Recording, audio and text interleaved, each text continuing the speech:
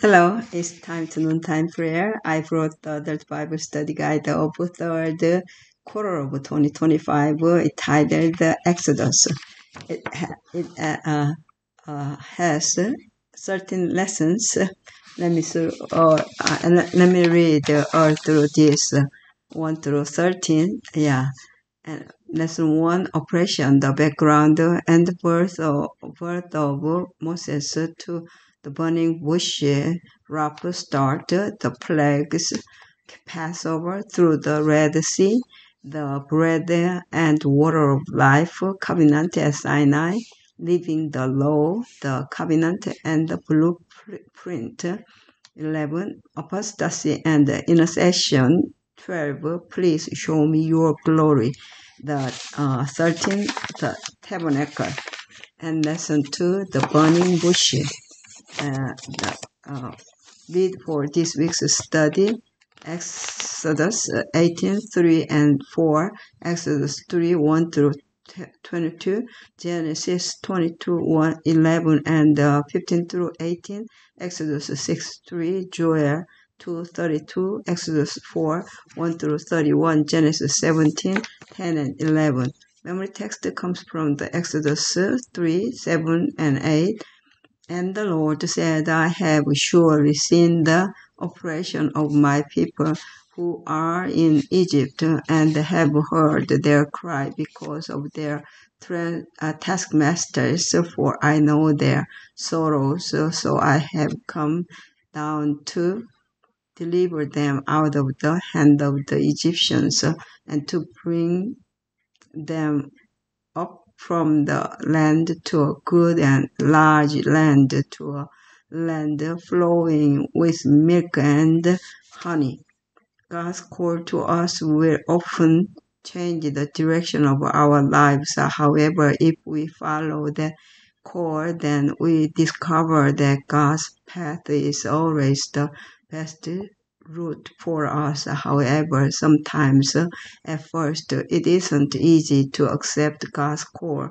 Such is the case for Moses and his call by God, which specifically began at the encounter with the Lord at the burning bush. Although Moses may or may not have known about the laws of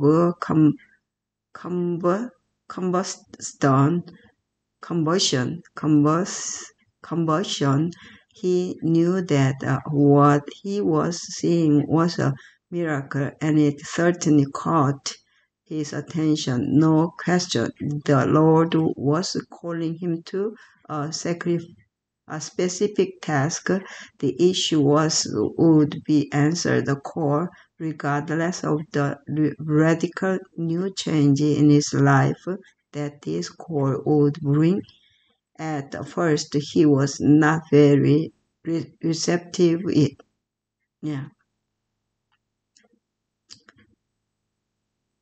You may recall instance when you had specific goals, but God redirected those plans. It is true that we can be useful to God in many ways, but following God's call in our lives and doing what He leads us to do is surely the path to the most satisfying existence.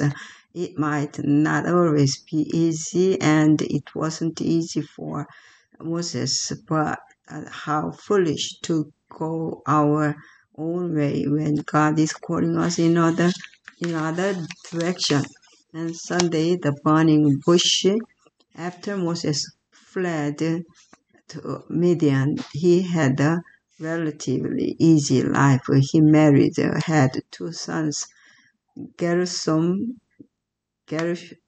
and Elijah, Exodus 18, 3 and 4, and was part of the extended family of Jethro, his father-in-law, and priest in Midian. He spent 40 relaxed years being a shepherd like David, 2 Samuel 7, 8, enjoying God's presence, especially as revealed in nature. Yet this time was not simply for Moses to smell the flowers or perhaps in this case the desert cactus. These years of walking with the Lord changed him and prepared him for a leadership role. God also used Moses in this quiet wilderness to write under divine inspiration two of the oldest biblical books, Job and Genesis, and Ellen White, Patriarchs and the Prophets, page 251. Francis D. Nicole et al. As the Bible Commentary, Volume 3, page 1140. Moses also received from God crucial insights about the great controversy, the creation, the fall, the flood, the patriarchs, and most important, the plan of salvation. Thus, Moses was instrumental in passing on to all humanity the true knowledge of the living God, our Creator and Sustainer, and the knowledge about that what God is doing in view of the sin that has wreaked havoc on this planet. Biblical and salvation history make little sense apart from the crucial foundation that, under inspiration, Moses gave us, especially in the book of Genesis. Read Exodus 3, 1 through 6. What significance can be found in the fact that the Lord introduced himself to Moses as the God of Abraham, the God of Isaac, and the God of Jacob? Moses saw that the burning bush was not being consumed by the fire, and thus he knew that he was seeing a miracle and that something dramatic and important must be taking place right before him. As he moved closer, the Lord told him to take his shoes off as a sign of deep respect because God's presence made the place holy. The Lord presented himself to Moses as the God of Abraham, the God of Isaac, and the God of Jacob. Exodus 3:6. The Lord had promised these patriarchs that their descendants would inherit Canaan, a promise Moses surely knew about. Thus, even before saying it, God was already opening the way for Moses to know that what was coming and what crucial role he was to play. Moses needed 8 years before God deemed him ready for his task. What might this truth teach us about patience? Yeah, and the four excuses. So, no. The Tuesday, the angel of the Lord. Monday. Yeah, let's go to pray. Pray the Lord's Prayer. Our Father which art in heaven, hallowed be thy name. Thy kingdom come, thy will be done on earth as it is in heaven. Give us this day our daily bread, and forgive us our debts as we forgive our debtors. And lead us not into temptation, but deliver us from evil. For thine is the kingdom and the power and the glory forever and ever. Amen, amen. Yeah, so I finished the 9 minutes, so I'm gonna read the inside story of lesson 1, the end part of the inside story, my favorite. But yesterday night, before go to bed, it took the time. Almost 4 minutes I can read it. So I gonna read No Rest for Lunch by Andrew McChesney, Peter Simikovo. Simikovo, because I already read it. I wanna read it on yesterday night, but I already read this story. But I'll try to read again. Peter Siamikovo enjoyed digging for rest in a mountainous village in Zambia.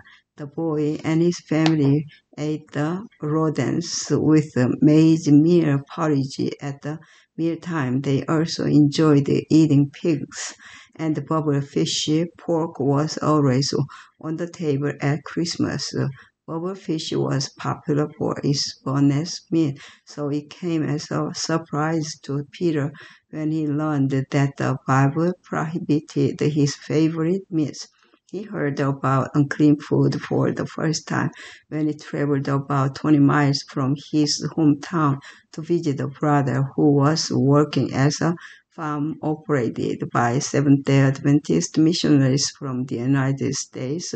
He stayed for Sabbath worship service, and the preacher spoke about the clean and unclean animals of Leviticus 11.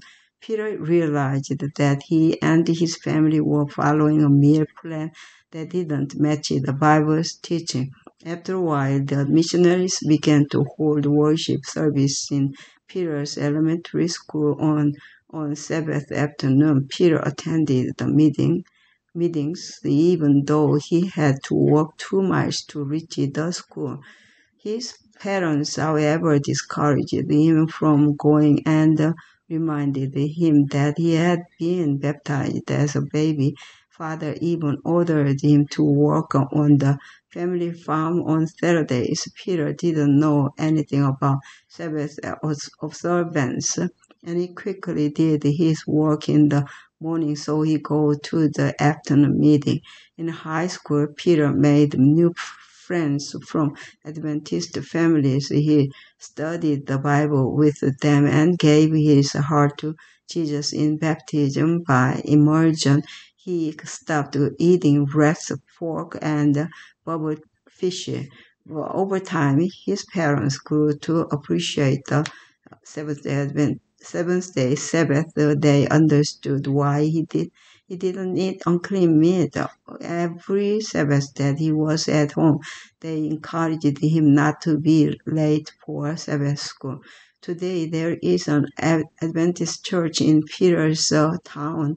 Through the Adventist influence, many town people have stopped eating unclean food. Peter is grateful that he learned as a boy about the importance of healthy living and glorifying God with his diet. After all, 1 Corinthians 10:31 says, "Therefore, whether you eat or drink or whatever you do all to the glory of God."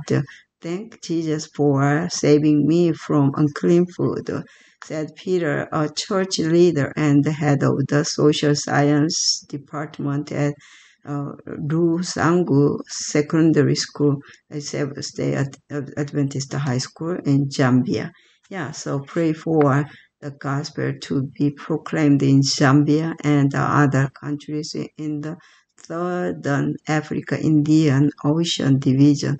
The recipient of this quarter's certain service offering. Yeah, and this is provided by the General Conference Office of Adventist Mission, which uses Sabbath School Mission offering to spread the gospel worldwide. Read more stories daily at AdventistMission.org. Yeah, thank you. Yeah, so actually, I gonna read the dinner time. I don't know the nighttime story story, but usually if I read the nighttime, the 5 or 10 minutes is a little bit tired, feel tired, so I read it again. Yeah, at least I gonna read 2 or 3 times usually on the each time. Yeah, have a good day, and see you tomorrow. May God bless all of you. Yeah, let's go together. Amen.